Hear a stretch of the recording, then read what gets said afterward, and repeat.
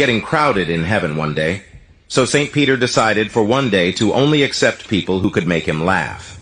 A man came walking up to the pearly gates, and St. Peter said to him, "All right, bud, you're only getting in today if you can make me laugh, so why don't you tell me about how you died?" The man looked at St. Peter and said, "Oh man, it was awful. I was absolutely sure my wife was having an affair, so I left work early and came home to catch her in the act.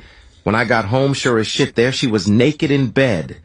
I looked all over the apartment, but I couldn't find the guy anywhere, so I went out onto the balcony. We live on the 25th floor, and there he was, hanging over the edge by his fingertips. I ran inside, grabbed a hammer, and started smacking his hands and fingers with it. He finally let go and fell down 25 stories, but he landed in some bushes, so I ran inside and grabbed the refrigerator and heaved it over the balcony down on top of him, crushing him and killing him. But the strain and exertion from picking up the refrigerator gave me a heart attack, and I died."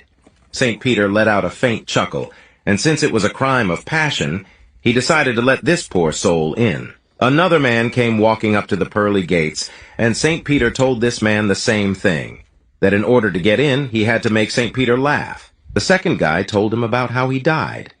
"Well, St. Peter, it was awful.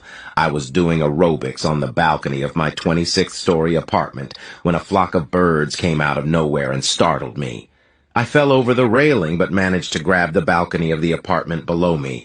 All of a sudden, some maniac came outside and started hitting my hands with a hammer until I let go.